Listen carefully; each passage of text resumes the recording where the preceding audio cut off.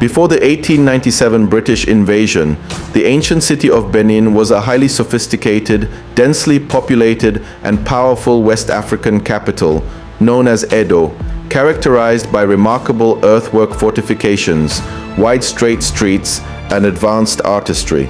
Ruled by the Oba, it was a major center for trade and culture, featuring a vast, luxurious palace adorned with famous bronze plaques. Benin City was one of the first cities with a form of street lighting, using massive, high-cast metal lamps fueled by palm oil to light the streets at night, particularly near the Oba's palace. The punitive expedition was prompted by a desire for imperial expansion, control over trade, and immediately the killing of a British trade mission. Following a massacre of a British delegation led by James Phillips, 1,200 soldiers invaded, destroyed the city, and looted the Benin bronzes. The British were frustrated by the Oba of Benin's control over trade, particularly his restrictions on rubber and palm oil exports. The British aimed to expand their influence in the region, which was hindered by the powerful, independent kingdom. The 1892 Trade Treaty.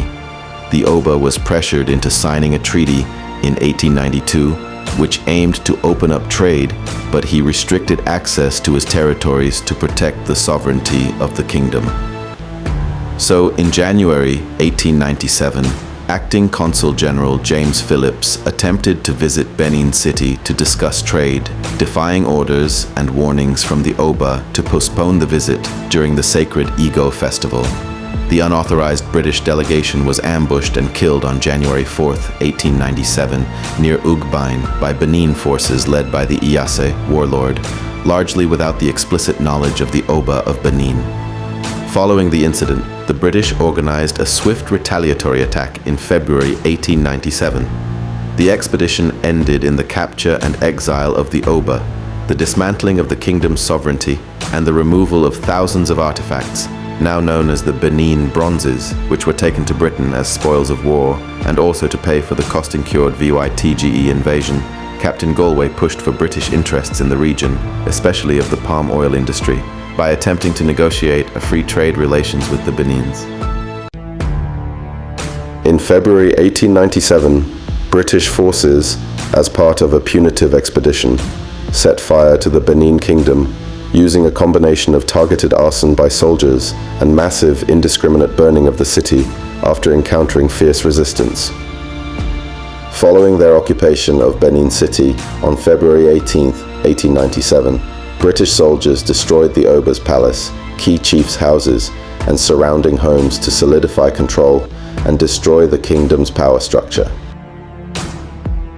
Asoro refused to accept the exile order. During the British attack on Benin, led by James Robert Phillips, Asoro protected the road used by the British force, declaring that only the Oba could use that road, which was later named Sakpomba. A statue of General Asoro stands on this road in Benin City to honor his actions.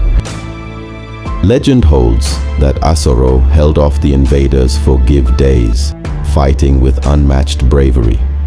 Armed with poisoned arrows and a broadsword, he reportedly cut through enemy lines with deadly precision. It was believed he could not be defeated as long as he never looked back. But in the heat of battle, after days of relentless fighting, he turned. In that moment, he saw Ofo, the messenger of death, and was finally brought down, leading to the eventual fall of the King's Square, a symbol of loyalty, courage, and sacrifice. Asoro remains one of Benin's most revered warriors.